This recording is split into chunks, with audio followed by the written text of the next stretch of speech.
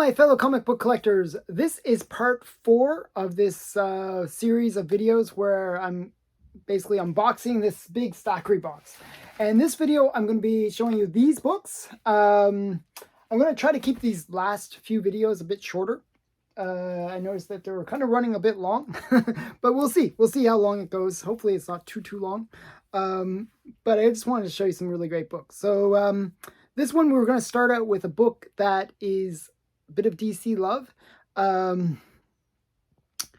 This character was kind of interesting, kind of was hot for a little while because there was spec around the original Suicide Squad movie, the very first one. And then this character died within a few seconds. It was like one of those short-lived Suicide Squad characters. And the character is Slipknot. This is the first appearance of Slipknot. This is Firestorm number 28. The first appearance of Slipknot, a character that had a very short lifespan in the Suicide Squad movie. But, you know, a great book to pick up. I like picking up all these character first appearances, so I thought that was kind of funny to pick them up. This is a kind of an interesting book. This is All-Star Squadron number 1. And it's just sort of like a fabulous first issue of all-new Roy Thomas Rich Buckler sensation. And it's just the first issue of the the All-Star Squadron. So it's kind of cool. I like getting these first issues of key books. And those are kind of like Golden Age characters, so it's kind of cool. This one is just a cover by. I just like the cover. This is Supergirl number 33. And I think this is Daniel Cho. I'm pretty sure. Yes, Daniel Cho cover. I really like his stuff. So, and then we got I forgot what the key significance of this one is. This is New 52 week 3. What is it? I forgot what the key significance is, but it's a key, minor key. But yeah, week 3 of the New 52. I think it's related to the Black Adam, but I'm not sure. I have to look that one up. Then we got Terra number 4. So I've shown in the previous videos Terra 1, 2, and 3. Now this is Terra 4. So the books were not necessarily in any particular order. So Terra number 4. And then we got I just like this cover. I think I actually had this book. I just keep on buying it every time I see it. This is Just Society of America number 8. And it's just a great Liberty Bell cover. So yeah, it just looks kind of like almost like a photo cover, but I don't believe it is. But just a really great cover. Okay, then we got this is kind of an interesting one. This is Captain Victory and the Galactic Space Rangers. Galactic Rangers, I should say. And this is actually the first appearance of this character right down here, Miss Mystic. And Miss Mystic was a creation by Neal Adams. Just a kind of an interesting character, not a big named character, but she had her own series. And this is where she made her first appearance. Captain Victory and the Galactic Rangers. So I kind of like to get the first appearances of characters. And Neal Adams, you know, I'm wondering if they'll ever bring back some of his creations, and this is a character that they might bring back. Who knows? Okay, so then we got to get into some stuff where I have to kind of take it out of the boxes here.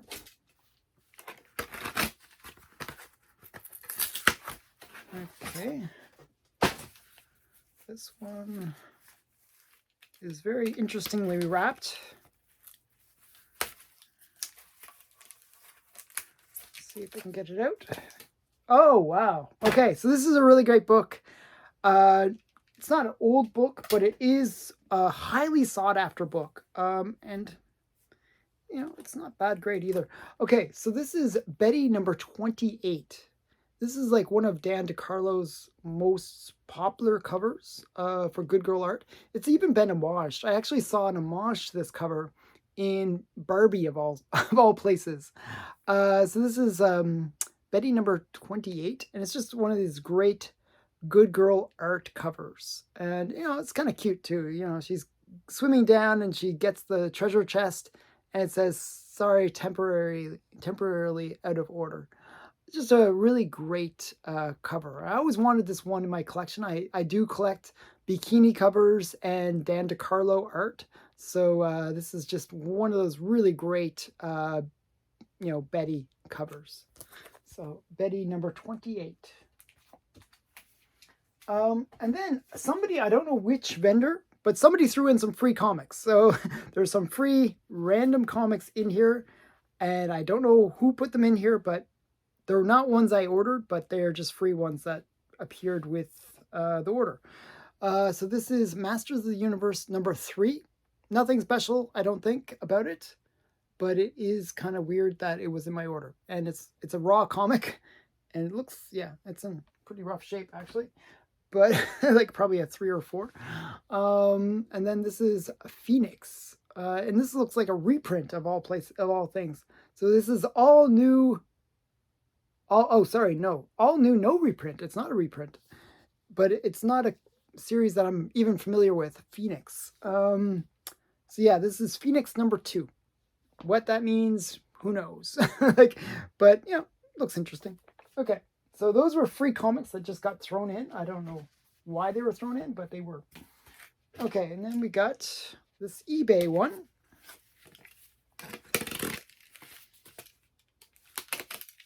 See if I can open it without ruining the comic. They always tape things down a bit too much. Okay. This one's really oddly wrapped. Wow, what a weird way to wrap the comic. That is very strange. Okay. That was very, oh, okay. This one's kind of interesting. This is Dark Reign, Zodiac, and this is actually the first appearance of this character, Zodiac, I believe. And this character was really hot for a little while, kind of cooled off. That's why I picked it up. I like when, you know, you can pick up a character's first appearance and it's affordable. So, and that's what it was. That's what I did. So this character got really hot for a little while, and now has sort of, there's been sort of a pullback in terms of pricing for it. So that's why I picked it up. I think I paid like cover price for it. So it wasn't like expensive or anything. Okay, this one's really well taped. Let's see if I can get it out. Actually, believe it or not, like I actually prepared most of these books beforehand to try to reduce the unwrapping and boxing of it.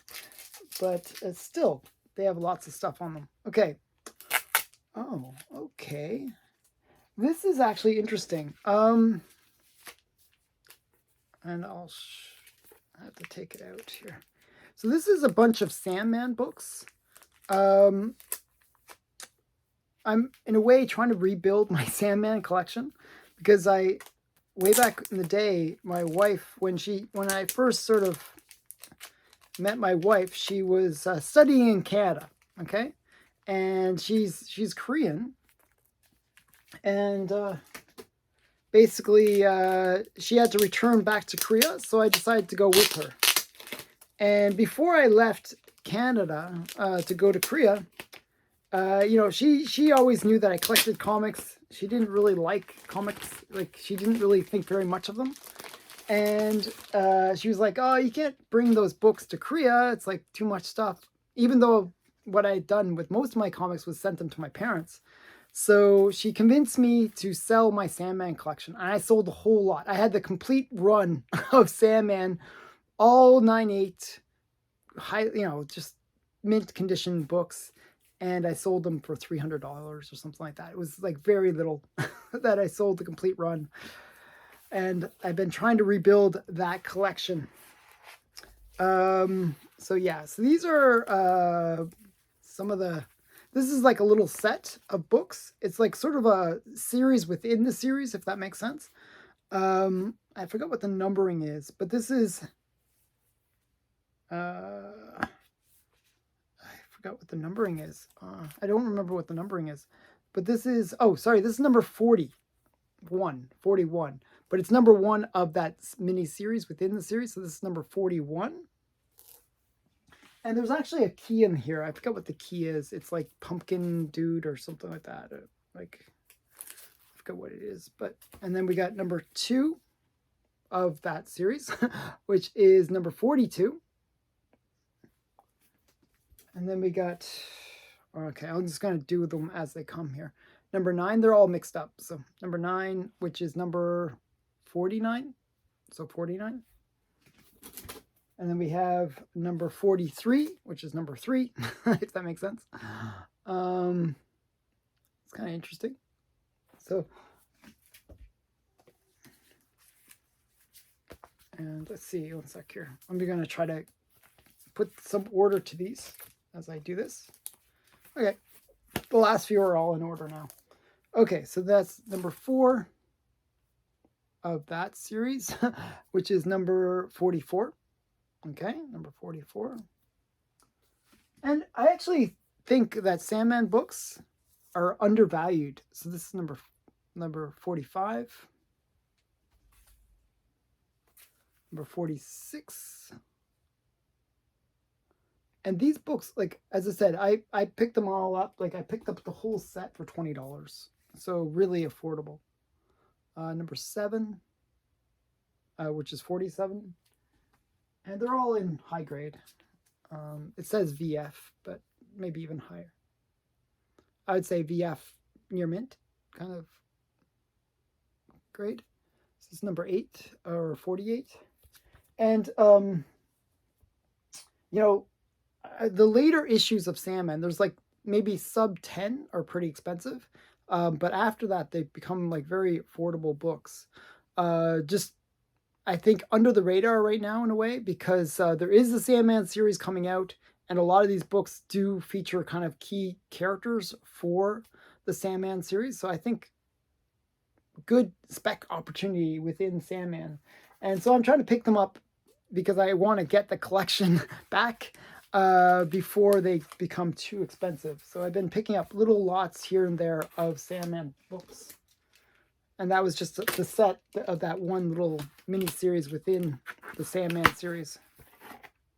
Oh, this one is actually a really funny book that I'm about to show you. It is like a really crappy copy. It is just so ugly and hideous, but it was the only one I could find. Sometimes I buy things just to have placeholders in my collection for books that I really want to have, but aren't, like, you know, I just want to have them in my collection, but not necessarily this particular book, like in terms of the grade. I think I can get a higher grade later, and I will if I ever find one. I can get, and the way they shipped it is totally wrong. One sec here. I have to cut it in order to get it out. Okay. They put the tape right across the front of the comic. Okay. So, wow, that was really dumb. This one's in really bad shape, and I know that it was in bad shape. I paid next to nothing for it. I even, like, it was already at a really low price, and I even talked them down from that really low price. I think it was originally $15. Then I talked them down to $10 with shipping. Like, it's like, so I didn't pay much. It is in really bad shape. It's actually worse shape than I thought it was. But this is Flintstones, and you can see it's just like mangled to death. This is Flintstones. I forget what issue number it is, but this is the first appearance of Bam Bam. You know, I'm a big Flintstones fan, and I like to get my first appearances. I will eventually pick up a better grade of this book, but this is just really a placeholder, and it is the worst, ugliest. It's so ugly, it makes me really encouraged to find a better copy. So this is the Flintstones. I forget what issue number it is, but definitely it is in rough shape. So this is the Flintstones' first appearance of Bam Bam. So yeah. Oh, really ugly. What an ugly book. But very funny, you know. It's like, it's cool to get it in my collection. I'm happy to get the book. I just wish it was in better grade. I've been searching for that book, and that was the only copy I could find. So it's kind of funny that, you know, sometimes you get what you get, you know, and I was really debating about buying it because, you know, it's so low grade. That you know, I didn't really think it was a good one to buy because of the grade. Okay, I'm trying to remember which artist this is. I think I remember actually. One sec. So this is a really cool, under the radar book. Again, I like to find my sort of under the radar kind of cool books that most people don't know about, but have either first appearances of characters that I think are kind of cool, or first artwork by artists that I like. And this just happens to have the first artwork of an artist that I really like. I'm going to show it to you after I get all this tape off my fingers. This is Amazing Heroes number 154. And this just happens to feature the first, I believe it's even the cover. I'm not sure about the cover actually, but it does feature the first artwork by not Neal Adams, Adam Hughes. Adam Hughes. So kind of a cool book, kind of a cool key. If you're an Adam Hughes fan, well, this has his artwork in it. So I believe actually this is the first cover by, I think it's the cover that he did. This looks like his style.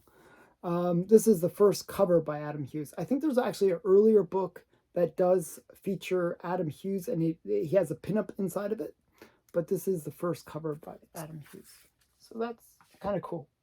I believe that collecting will kind of go that way, where people start collecting based on popular artists.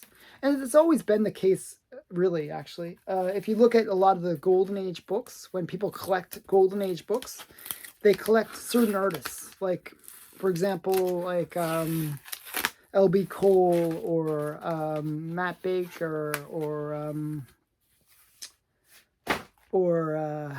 you know, Alex Schomburg. So they collect based on the artist. And I think what will happen is, as we get further away from the current era, you know, the artists that are kind of the pinnacle of the best artists of this era will be sought after by collectors. They'll be like the Adam Hughes, the J. Scott Campbell, you know, those kind of books that feature their artwork will become the ones that people seek. Now this next book is kind of interesting.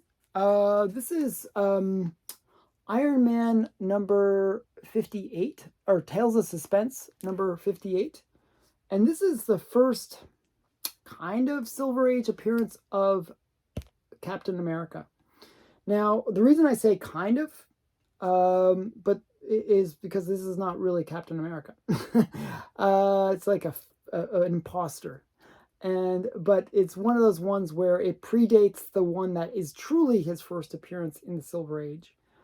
But it is not truly Captain America. But it's the first time that we get to see Captain America in this sort of Silver Age appearance of him, like the way he will look in the Silver Age. So yeah, so this is see our mighty golden Avenger in the mortal combat with Captain America.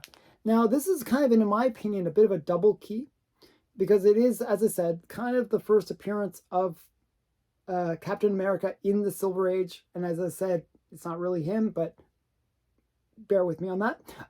But it's also the first time you see them fighting. And these comics where you get like key characters, like good guys or bad guys fighting, or you know, have become hot lately. And if you remember the you know, Civil War movie, you know, with Captain America, you know, it was really a battle between Captain America and Iron Man. So kind of a interesting book. I you know, it's not a it's a semi-expensive book. It's like a $50 book. But I think it does have some key significance because of all those kind of connections to it. So definitely one that I would recommend picking up if you like Captain America or Iron Man. So, and that's Tales of Suspense number 58. So really great book. And that will conclude this part, part 4 of this unboxing. Stay tuned for part 5, where I will show some even more awesome books. And hope you enjoy. Thanks for watching. Bye for now.